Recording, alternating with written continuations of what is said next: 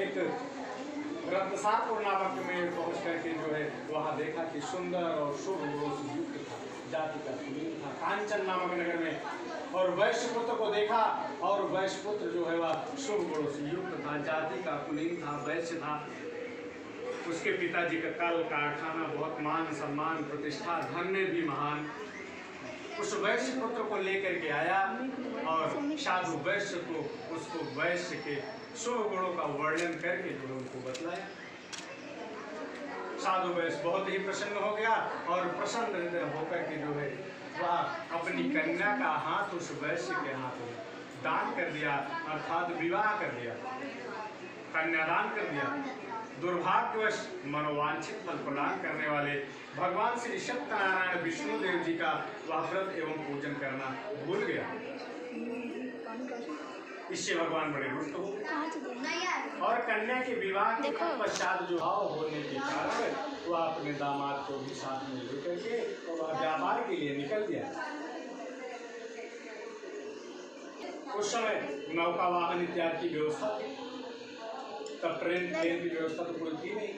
वह जल मार्ग से जो है होते होते वह रत्नसारपुर नामक नगर में पहुंच करके और वही समुद्र के तट पर नौका को अपनी खड़ी करके और वही जो अपना व्यापार करने।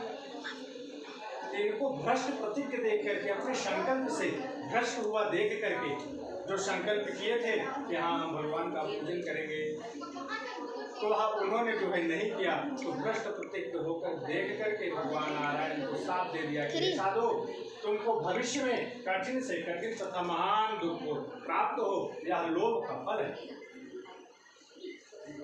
एक दिन यह उपाय किए कि राजा के यहाँ दो चोर जो है चोरी करने आए और चोरी करके जैसे ही वह निकले वैसे सिपाहियों ने देख लिया और सिपाहियों ने जो है चोर को पकड़ने के लिए दौड़ते दौड़ते उनके पीछे पीछे दौड़े।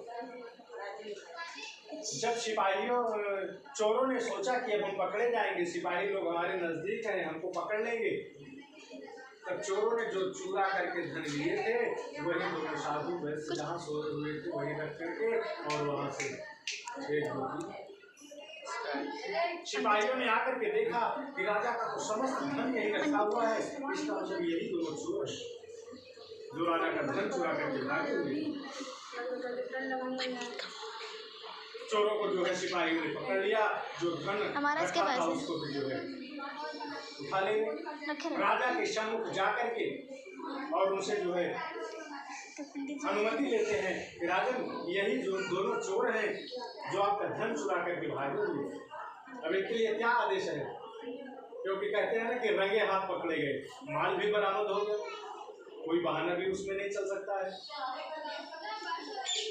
तो राजा ने भगवान की ऐसी माया थी कि राजा ने उनको सफाई देने का मौका भी नहीं दिया, कुछ अपनी बात कहने का अवसर भी नहीं दिया और उनको आदेश दे दिया कि जाओ और उन्हें दृढ़ बांध करके हथकड़ी लगा करके और महाकारागार में डाल। यहाँ तो यह हाल हुआ, ले जा करके कारागार में डाल दिए और घर पर जो धन था उसे चोर चुरा ले गए और माता और पुत्री दोनों मानसिक और शारीरिक रूप से पीड़ित हो गई। धनहीन फट चिथड़ कपड़े लिपटायति भोंक को पीड़ित दीना फिरती इतते उतते कभी चंचल मान बिना बिन चित्त मलिना वजन की सुनती फटकार तथा सहती अपना मुर्दाब कुलीना। वह फटे चिथड़े कपड़े पहन करके घर में तो खाने के लाले पड़ गए, जो घर में धन था उसे सब चोर चुरा ले गए। माता और पुत्री दोनों मानसिक और शारीरिक रूप से पीड़ित हो गई, घर घर भिक्षा मांगने लग गई। और सुनती जन की फटकार तथा सहती अपना मुर्दाब कुलीना।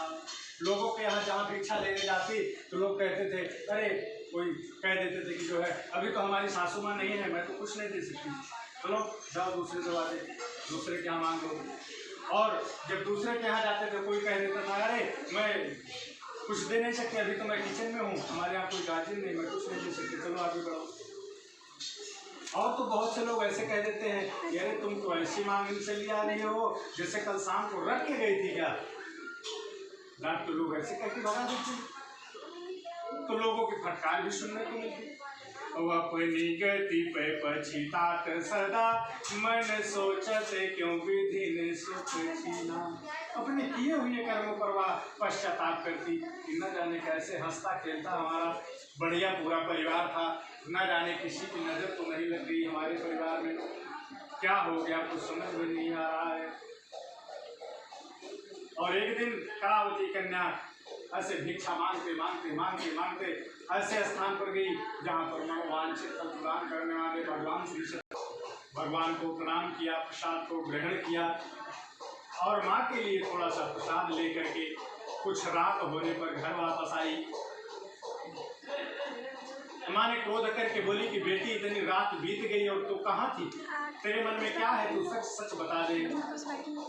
तब उसने कहा, कलावती ने कहा कि माँ मैं मनोवांछित फल प्रदान करने वाले भगवान श्री सत्यनारायण विष्णु भगवान का पूजन हो रहा था, वहाँ चली गई और बैठ गई, प्रसाद को ग्रहण किया। बहुत ही मनोवांछित फल प्रदान करने वाले भगवान नारायण हैं, जो जिसकी जो इच्छा है वह उसकी जो है पूर्ति करते हैं।